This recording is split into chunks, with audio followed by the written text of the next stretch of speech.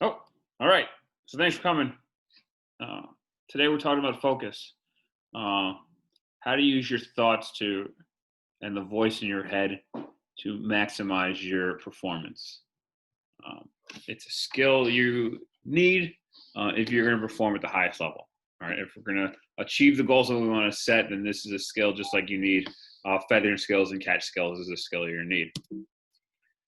So, what does a mentally tough athlete look like? We've talked about this a couple times, but we always come back to this main kind of image in these 3 points: confident, composed, and focused.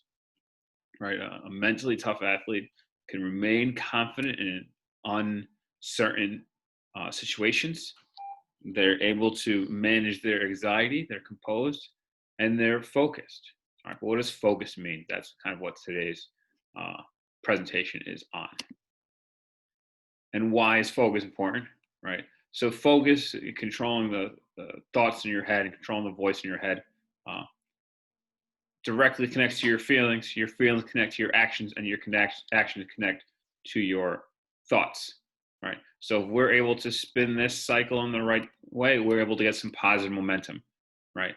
And if we lose focus, right, and we start having negative thoughts, which will lead to negative feelings, they'll lead to negative actions. We need to identify that and stop that cycle before it gets out of control. Right? So that's why focus is so important, because our actions, right, the act of rowing and the act of winning, right, can be changed through our feelings and our thoughts. So this is the game. We've got our freshmen versus our upperclassmen. And when this is over, again, I am recording, so if you're not comfortable sharing that, maybe you can just send a message to Billy.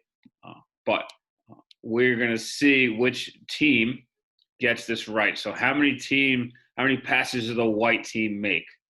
Right. So if you have video, make sure you're watching. If you don't have video, you clearly can't watch. But I'll go ahead and press play. Oh. This is a test of selective attention. Count how many times the players wearing white pass the basketball.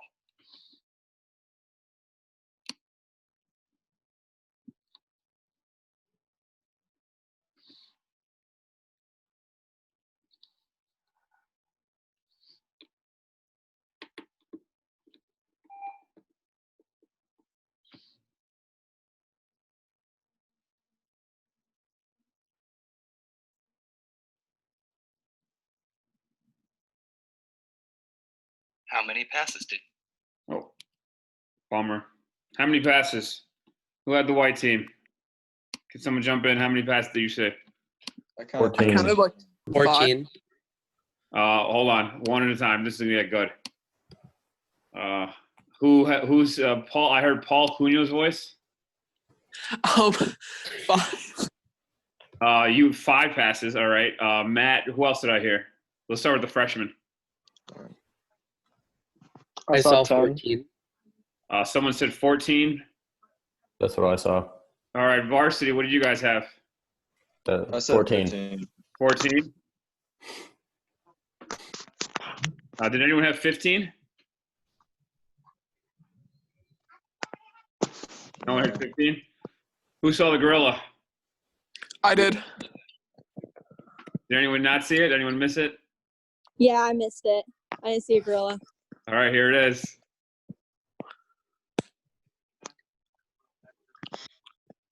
There's the gorilla, right, dead center. All right, so why did I go over that? Billy, you see the gorilla? I've actually seen this video before. Yeah. Yeah, me too. I just knew to expect it. Billy, the first time you saw this video, did you see the gorilla? No one's gonna believe me, but I did actually. No way. I did. I was 14 and my attention span was so terrible. I just I pointed up at the screen. I was like, "Did anybody see that?" Because I gave up on the passes. Well, I'm a little concerned that the answer is 15, and no one said 15. So there's also that. 5. So let's talk about the task at hand and distractions and how that works. All right, so that's good stuff. What is focus? Focus is the ability to think about the right thing at the right time. All right. So in that instance, the goal was to count the number of passes, right, that the white team made, and the goal was to focus in on that and block out the distractions. We did see the gorilla, but we did not count the right number of passes, right? So at some point we lost our focus, missed a pass, and it affected our performance, right? So that is a teachable moment. That's something to learn from. How can we use our focus to accomplish the task, right? So here's another example I use. Here's Waldo, right? Waldo's super easy. Waldo's the task, right? And here's the task, a little bit harder. And now a little more challenging, a little more challenging, definitely more challenging. Now he's gone. And he's still there. I found him earlier. I'll give you a couple minutes while I talk.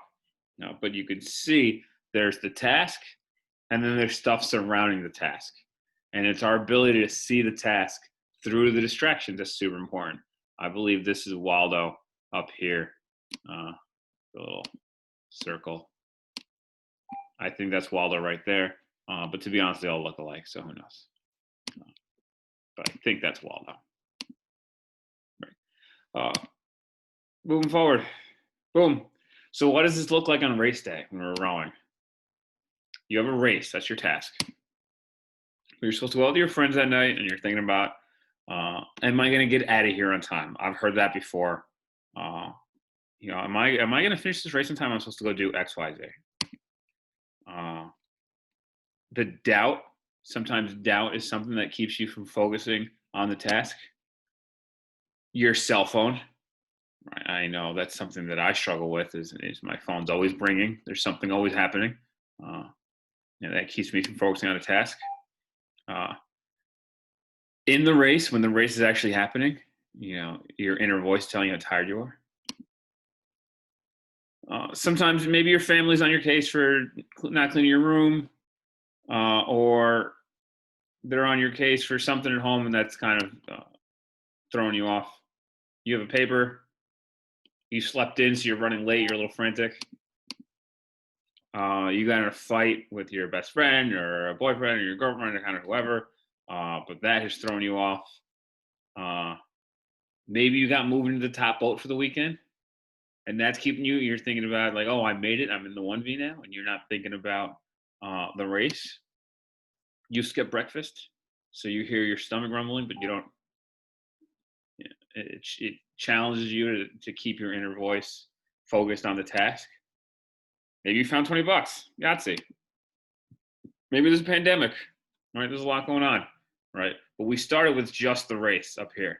And then we've added all these things, and now you still have to just lock in on the race amongst that chaos, right? How are we supposed to stay focused with so many distractions, right? And that's what we're going to talk about today, right?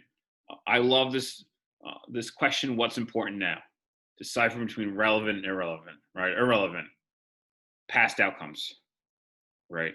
So you raced a team last weekend and you lost by a seat. So you're thinking about losing that seat, but that's in the past. You can't do anything about it. The other teams, so-and-so's rigged at 84.5 and we're only rigged at 84. Whatever. Other results, all the double. We're racing the quad and four of our guys, all the 8 guys between the 2 boats were in doubles, but our top boat beat their top boat, but their second boat beat our second boat. So maybe all these different things, other the quads result, and how the doubles transfer over to that, and things that are out of your control. These things are not controllable. But then there's things over here, your relevant cues, that are controllable. Your warm up. We've actually keep a journal. That's something you can do something about. Your race plan. How you interact with your teammates, your reframing techniques. If instead of worrying about the negative, trying to make everything a positive, and your attitude. Those are all things you can control. And I was fortunate enough several years back to see a presenter. She's a sports psychologist for West Point. She worked with the basketball team, and she used this: "What's important now? Just win. WIN. What's important now?" Right. So at this moment, what is the most important thing? And as we wrap up today, and then we'll do some questions recorded and then questions not recorded. Right. Take the steps to eliminate distractions. If we go back to this slide, right? What does this look on race day? How many of these can you eliminate? Right. You could not skip breakfast. Great. That gets eliminated. You can put your cell phone to silent. Great. That gets eliminated. You can tell your friends that you will catch up with them later, and that gets eliminated. You can not wait to the last minute to do your paper, so that gets eliminated.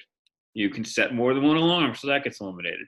If you could take proactive steps to eliminate distractions, it makes it easier to see Waldo. All right, working backwards. This is what race day looks like. Eliminate some, eliminate some more, eliminate some more, eliminate some more. Now it gets a whole lot easier to see Waldo. All right. So actively eliminate distractions if you can. Stay in the moment. Right. A lot of times we talk about you hear stay in the moment. You're thinking about a past results or a potential outcome. If we win this race, we can do X. All right. Or we win this race, we go to national. We would do it. Worry about right now. And I put breathe because you're breathing. You always have to do your breathing right now. Control what you can control. A lot of times things that can impact us are out of our control. So we have to consciously make an effort to let that go and focus on what we can control. I worked with someone who used this. They said stop, right? Release, relax, refocus, especially when you get really lost in your head and you're really anxious. And you can, last week we talked about the inverted U, right? That upside down U, and pushing to the right side of it when you get so anxious that it starts to hinder your performance. I've had athletes tell themselves stop. They kind of flex their wrists or their fists. They take a big deep breath and they think, all right, what can I do right now? And they recenter themselves. Know what's important now. With the varsity guys, we've been talking a lot about, this is what you've heard me this morning. What's important right now is getting our blades off the water. That is the most important thing. We're not talking about our leg drive. We're not talking about our catches. We're not talking about our body angle. We're just talking about getting our blades off the water. That's the most important thing right now. Last week it was feathering away, and the week before it was leg drive. So kind of have an idea. What am I supposed to be doing right now? What's important right now? And practice coming back to your thoughts, right? With a couple of the varsity groups, we've been starting practice some deep breathing. And I've asked you to think about your breathing. And if you get distracted, come back to your breathing, right? That process is twofold because we're practicing refocusing. All right. There are any questions? Any questions? Questions will be recorded, and then I will shut it off, and then we can talk about not recorded. Billy, 30 seconds. What do you think, good, bad, and different? I think good, bad, and different. I think focusing really is an acquired skill. A lot of times we think of it as something that you just do, but it is something that you have to practice. So I think bringing attention to it is obviously the most important thing to initiate it. I think as we all move forward, it's something that we can emphasize in practice. Like, okay, we're doing a reverse pick. And as soon as we add in, we go from top 6 inches to leg drive. And then right when we're supposed to add in the body swing, it's just all mushy again. Like we're just heads are in the clouds. Like focus is definitely an issue there. And then how do we stop, figure out where we are? Like that's bringing it into practice.